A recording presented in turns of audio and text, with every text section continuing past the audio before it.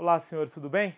Vamos para mais uma aula. Vamos buscar agora a preparação voltada para o seu concurso da Secretaria da Criança. Você que está estudando, reta final, o último gás, o último sprinter para a gente conseguir chegar e buscar a nossa aprovação. Beleza? Pensando nisso, senhores, eu trouxe uma dica especial para você que está se preparando para o concurso da Secretaria da Criança. Uma dica voltada para a ECA. Vamos fazer algumas questões da nossa banca, da banca Funiversa, e nós vamos buscar contextualizar algumas questões de concurso e aquilo que pode ser cobrado em alguma das suas provas. Eu sou o professor Adenilton Almeida, estou aqui no Aula Móvel e quero te convidar para conhecer o nosso trabalho. Vem comigo para o quadro, vamos ver como é que as bancas, especialmente a Funiversa, têm cobrado a questão de ECA, voltada para o seu concurso da Secretaria da Criança. Vem comigo, vamos lá, senhores. Então, senhores, trouxe uma prova bem recente aqui para gente. É a prova da PC Goiás, da Funiversa, ano de 2015, onde ela cobrou da gente algumas questões referentes ao Estatuto da Criança e Adolescente. E nesse ponto, senhor, quero chamar a sua atenção. Vou até olhar um pouquinho para você.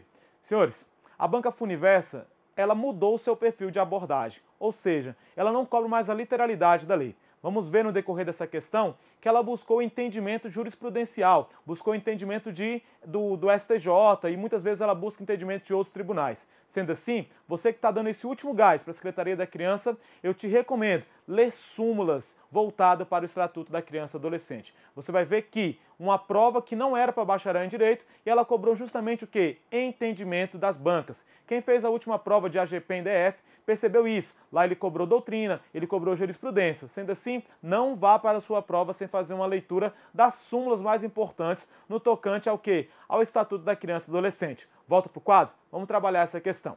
Então, lá na banca Funiversa, na prova de Polícia Civil do Goiás, no ano de 2015, ele cobrou da gente. No que se refere à medida socioeducativa, professor, o que vem a ser medida socioeducativa? Lá no artigo 112 do Estatuto da Criança e Adolescente, nós vamos ter o quê? Todas as medidas socioeducativas. Quer aprender um mnemônico? Facinho para você? Você que vai trabalhar no sistema, olha para mim, quero que você preste atenção nisso aqui. Você vai trabalhar no sistema? Você precisa de um meio de transporte para chegar em uma das unidades de atendimento. Sendo assim, eu vou te ensinar um carro que você vai ter que adquirir para ir cumprir as medidas socioeducativas. É o Palio I. Vem para o quadro, vou te mostrar isso aqui. Então, senhores, esse carro vai ser o Palio I. Nós vamos ter o quê? As medidas socioeducativas representadas por esse carro. O Palio de prestação de serviço à comunidade, o A de advertência, o L de liberdade assistida, o I de inserção em regime de semi-liberdade, o O de obrigação de reparação de danos e o I de internação. Então aí nós temos o Palio I como uma forma de representar o nosso artigo 112, que são as medidas socioeducativas. Sendo assim, senhores, no que se refere às medidas socioeducativas, você decorou o Palio I para a sua prova de internação. Internação é uma das formas de medidas socioeducativas do artigo 112, segundo o Estatuto da Criança e do Adolescente, ECA, e o entendimento do STJ. Importante ver essa abordagem da banca Funiversa, onde ela tem cobrado não só a literalidade da lei, mas tem buscado também entendimento jurisprudencial. Assinale a alternativa correta. Então, letra A. Pode ser aplicado mesmo que haja outra medida menos onerosa à liberdade do adolescente. Essa questão está errada e eu vou te mostrar o erro dela. Por gentileza, artigo 122, parágrafo 2º do Estatuto da Criança e Adolescente, vai trazer para a gente a excepcionalidade da medida de internação. Meu colega, é o seguinte, a medida de internação, ela só vai ser aplicada se ela cumprir alguns requisitos. Dentro dos requisitos que eu tenho a questão da excepcionalidade. Então a gente vai ter que fazer uma leitura remissiva. Você que está me acompanhando aí, dá um pause, vai lá no seu Estatuto da Criança e Adolescente e faça a leitura comigo do artigo 121. O artigo 121 ele vai trazer princípios para a aplicação da medida socioeducativa de internação. A medida socioeducativa de internação, ela vai ter 3 princípios que vão regê-la. Vai ser o princípio da brevidade, o princípio da excepcionalidade e o princípio do respeito da condição peculiar de pessoa em desenvolvimento. Sendo assim, Fez a leitura do 121, agora vai lá no 122, parágrafo 2º. Você vai perceber que ele traz uma conexão com o princípio da excepcionalidade. Eu só vou aplicar a medida socioeducativa de internação quando não tiver outra medida menos gravosa. Por isso ela detém o quê? A excepcionalidade. Sendo assim, volta para o quadro comigo, você vai ver isso aqui.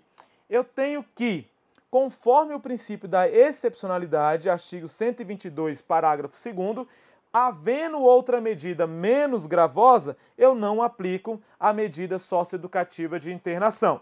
Próxima questão.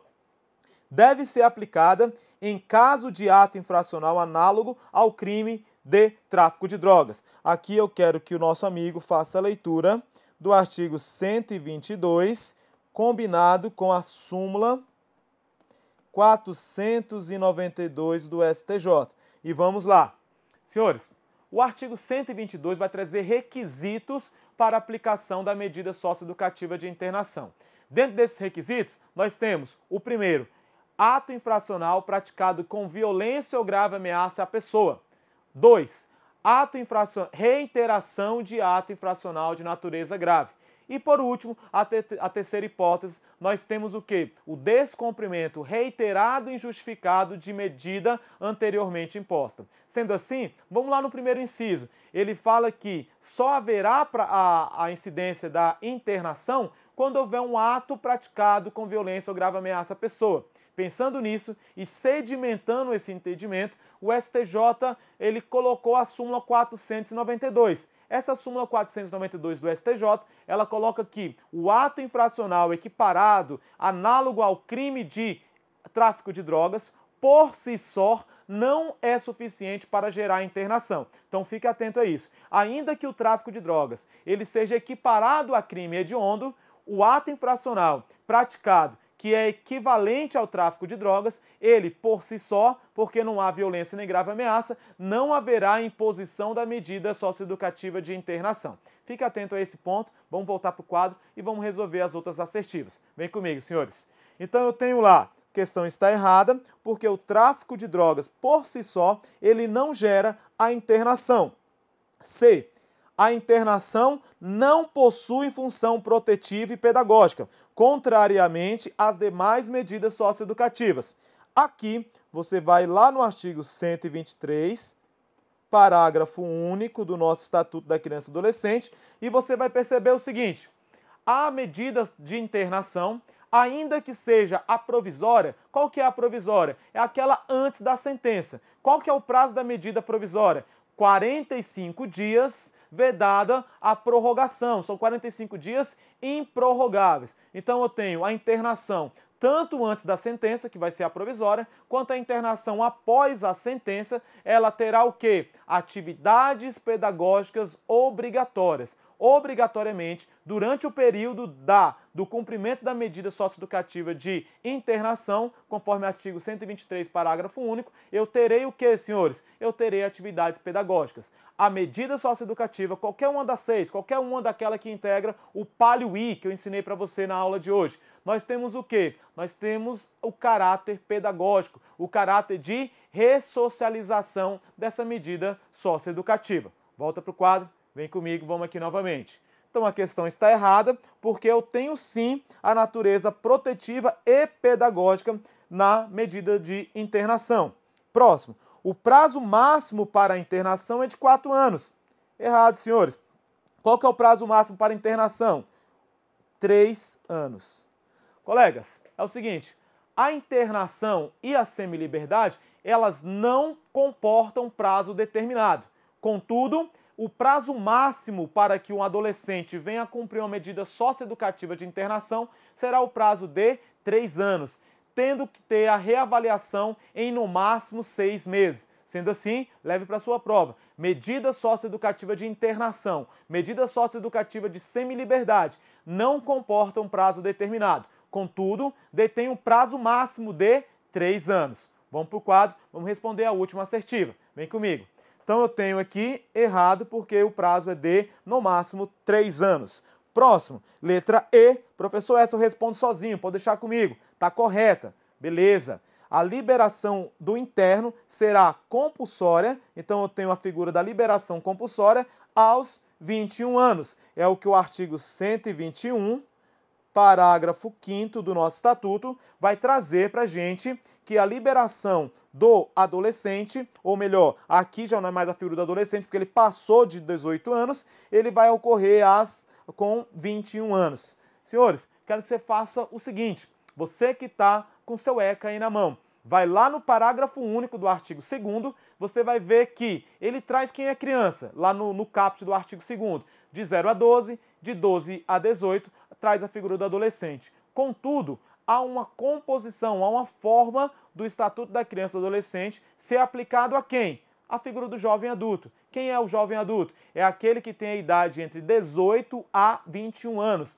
Excepcionalmente, ele pode sofrer a influência de quem? Do Estatuto da Criança e Adolescente. Contudo, uma das hipóteses dele sofrer a influência do Estatuto da Criança e Adolescente é o cumprimento de quê? Da medida socioeducativa. Contudo, conforme o artigo 121, parágrafo 5º, haverá a liberação compulsória desse jovem adulto quando ele completar 21 anos, independente do momento que ele foi apreendido, que ele foi colocado para executar, para cumprir essa medida socioeducativa de internação, de semiliberdade, beleza? Vem comigo para o quadro, vamos para a próxima questão.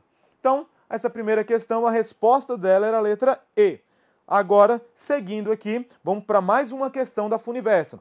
A Funiversa cobrou na Secretaria de Justiça, no cargo de ATRS, em 2010, o cargo que você está pleiteando. Eu fiz uma adaptaçãozinha aqui só para a gente entender. Então vamos lá. A história da legislação e políticas públicas para a infância e a adolescência no Brasil originou-se pela erradicação da doutrina da situação irregular, que deu lugar à doutrina da proteção integral. Acerca da caracterização de cada um desses paradigmas, assinale a alternativa correta. Amigos, antes de entrarmos propriamente nas duas assertivas que seguem, vamos entender o que vem a ser situação irregular e proteção integral. A criança, voltando no tempo, voltando na história, nós vamos deparar com a ausência de proteção. Tanto é que nós temos lá o caso da criança Mary Ellen Wilson, que foi uma criança americana que sofreu maus tratos e foi utilizada a lei de proteção aos animais para poder proteger essa criança porque não tinha normas protetivas. A sociedade vem evoluindo no Brasil, fazendo um recorte vindo para o Brasil. Em 1927, foi editado o Código de Menores de 27, também chamado de Código Melo Matos. Em 1979, foi editado um outro Código de Menores. Contudo, esses dois códigos, eles estavam baseados no paradigma da situação irregular. Professor, o que vem a ser esse paradigma da situação irregular? Nele, só seria objeto de proteção a criança ou o adolescente que se encontrasse em situação irregular. Professor, o que é a situação irregular? É aquele adolescente ou aquela criança que estava em conflito com a lei ou aquele adolescente ou aquela criança que estava em situação de risco, órfão, estava desamparado, aí sim eu teria a proteção integral, a proteção da situação irregular. Só era direcionado àquela criança ou aquele adolescente que se encontrava em situação irregular, conflito com a lei ou em situação de risco social. Contudo, durante a situação irregular, a criança era vista como objeto de direito. Grife isso, grave isso para sua prova. Até 1970, com a situação irregular, a criança e o adolescente não eram vistos como sujeitos de direitos, mas sim como objeto de direito. Vou olhar mais de perto para ti para a gente conversar sobre isso. Senhores, com a situação irregular, tínhamos a criança e o adolescente como objeto de direito. Contudo, a partir da edição do artigo 227 da Constituição Federal de 88, a nossa Constituição Cidadã, houve uma mudança, um rompimento desse paradigma. E a partir da Constituição, a criança não era mais vista como um objeto de direito, um objeto de proteção, mas sim, grife aí na sua prova, grife aí no seu material, nas suas anotações. A criança e o adolescente passaram a ser sujeito de direitos.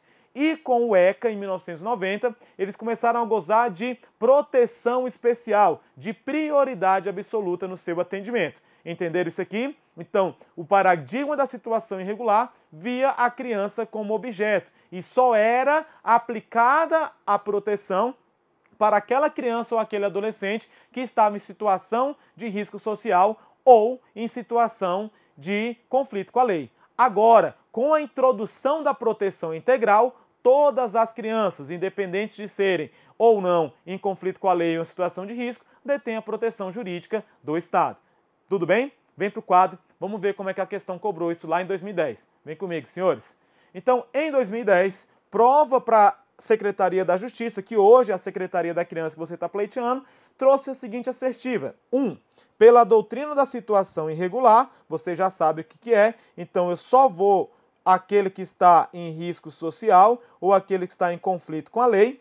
A legislação deve ser dirigida ao conjunto da população infanto-juvenil, que abrange todas as crianças e adolescentes sem nenhuma exceção. Questão errada. Eu só vou aplicar pela situação irregular a proteção para aquela criança que se encontrava-se em risco social ou então em conflito com a lei. Enquanto isso, questão número 2. A doutrina da proteção integral, lembra lá do artigo 227 da Constituição, lembra do artigo 1º do ECA, artigo 3º do ECA, o artigo 4º do ECA, todos eles vão falar sobre essa proteção integral ou essa prioridade do atendimento. Não se limita à proteção e à vigilância, ok? Buscando defender todos os direitos de todas as crianças. Então essa é a nossa resposta. Número 2, correta. A situação irregular, ela é oposta à proteção integral. Vamos para a próxima aí. Outra questão. Em 2012 tivemos a prova do Detran. E essa prova do Detran ela veio recheada de questões para a gente. Então vamos explorar algumas questões da banca Funiversa que caíram lá em 2012 na prova do Detran. Com isso, vem para o quadro, vamos ver como isso pode cair na sua prova. Vamos lá, senhores. Então, Detran 2012 Funiversa, em relação à autorização para criança viajar. Vai lá no artigo 83 e seguintes que nós vamos ter algumas informações importantes para a criança e para o adolescente no tocante a viajar, no tocante à autorização. Então, primeira, será exigida autorização judicial quando se tratar de, grifa aí para mim, comarca contígua e a residência da criança ou na mesma unidade da federação, ou incluída na mesma região metropolitana. Senhores, a questão está errada. Eu não preciso de autorização quando a criança vai viajar, viagem nacional, e quando é em comarcas contíguas à residência dessa criança. Então a questão está errada, não preciso de autorização. Letra B. Será exigida autorização judicial, vamos olhar isso aqui. Se a criança estiver acompanhada de seus ascendente ou colateral maior, isso aqui é importante, até o 3º grau, comprovado documentalmente o parentesco, novamente eu não preciso dessa exigência de autorização. A questão está errada. Quando a criança vai viajar em companhia com um dos seus ascendentes ou colateral maior até o 3º grau, eu não preciso dessa autorização, desde que eu tenho uma comprovação de forma documental do parentesco com essa criança. Próximo, C. Será exigida autorização judicial se a criança estiver acompanhada de pessoa maior, expressamente autorizada pelo pai ou pela mãe do responsável? Errado. Eu também não vou precisar dessa autorização se eu tiver mediante o quê? Uma autorização expressa. Vamos para a próxima aí. Quando se tratar de viagem ao exterior, a autorização judicial é dispensável se a criança ou adolescente viajar na companhia de um dos pais, autorizado expressamente pelo outro por meio de documento com firma reconhecida. Ok, essa aí é a nossa resposta. E a letra A fala, é dispensável a autorização judicial para a criança ou adolescente nascido no território nacional que estiver de saída do país em companhia de estrangeiro residente ou domiciliado no país. É indispensável essa autorização. Senhores, lá em 2012, a Funiversa ainda tinha essa concepção. Então ela cobrou literalidade da lei. Sendo assim, dica para você que está terminando a sua preparação para a Secretaria da Criança. Pega a lei e faça uma leitura remissiva. Busque conhecer também a literalidade da lei. É importantíssimo para você, para a hora da sua prova. Vamos continuar? Vamos para as nossas últimas questões? Vem comigo. Então, próxima questão, também da Funiversa. Conselheiro Tutelar, 2012, falou o seguinte: de acordo com a Lei número 8.069 de 90 e com a Constituição, é proibido. Então, vou fazer um paralelo ECA e CF. Vou falar sobre o quê? Trabalho. Então, vamos analisar isso aqui. É proibido, eu quero saber qual trabalho que é proibido.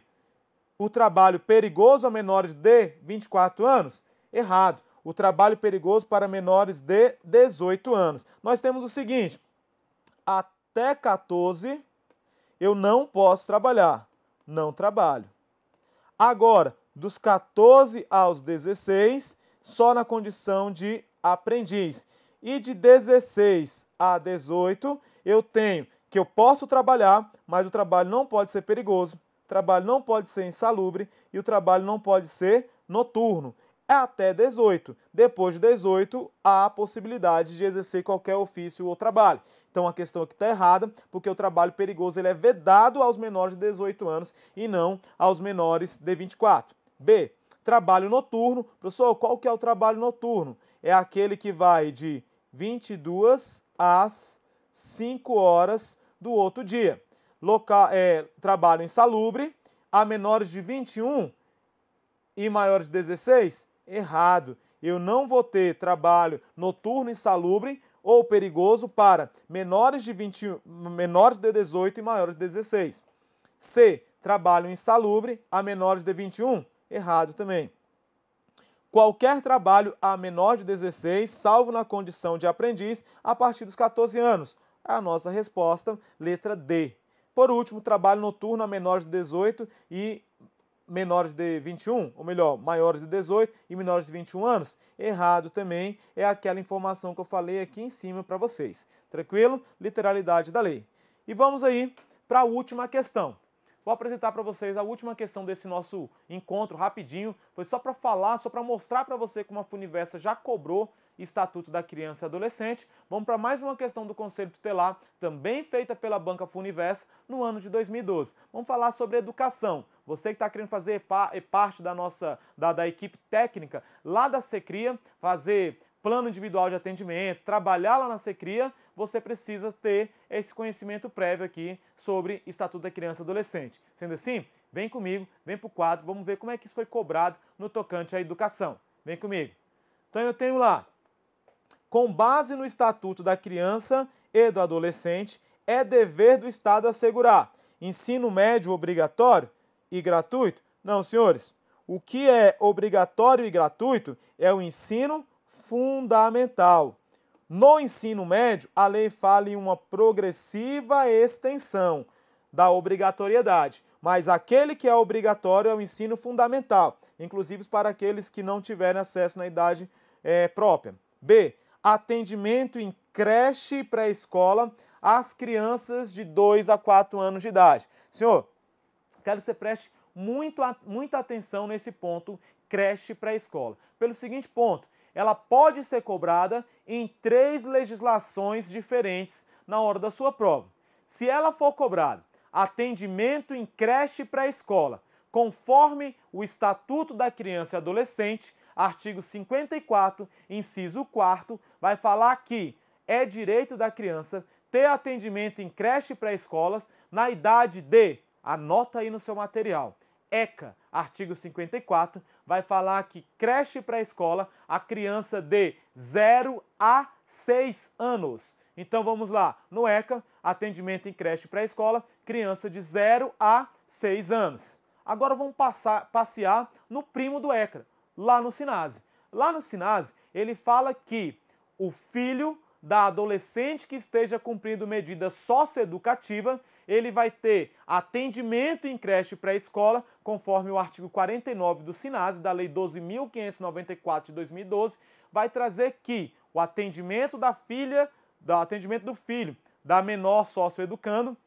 terá atendimento de 0 a 5 anos. No ECA, de 0 a 6. No SINASE, de 0 a 5 anos. E para terminar e para colocar a última pá de cal nesse quesito, a LODF ela vai trazer outras regulamentações para a gente. Então, vem para o quadro que eu vou desenhar isso aqui para a gente do tocante à LODF. Vem cá. Então, lá na LODF, no artigo 35, que fala de direito do servidor, ele vai trazer no seu inciso 4º que atendimento em creche pré-escola, conforme a emenda 80 de 2014, que alterou a redação do artigo 35, inciso 4º, fala que não tem idade. Você não encontra idade estabelecida lá no artigo 35.5 da LODF. Tranquilo? Então não confundir isso aqui. Quem fez prova da Secretaria de Cultura deve estar lembrando que lá ele falou que era de 0 a 7 anos incompleto.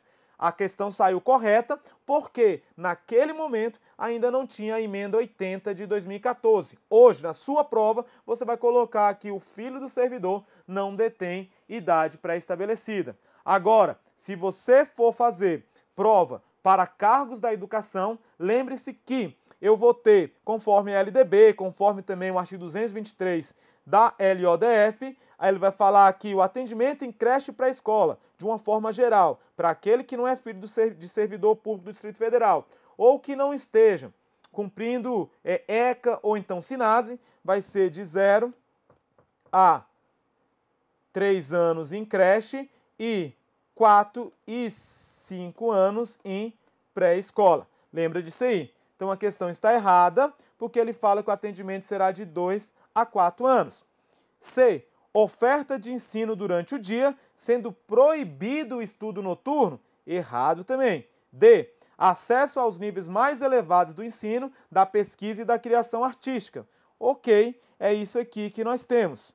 E por último, progressiva extensão da obrigatoriedade da gratuidade ao ensino superior? Não, senhores, não é ensino superior, é ensino médio que eu vou ter essa progressiva extensão e essa progressiva obrigatoriedade. Beleza? Senhores, chegamos ao final da nossa aula, desse encontro rapidinho, só para você ver como é que caiu nas provas da Funivest e para você fazer essa última revisão. Faça a leitura da letra seca da lei, faça a leitura de súmulas, para que você chegue na hora da sua prova e não seja pego de surpresa.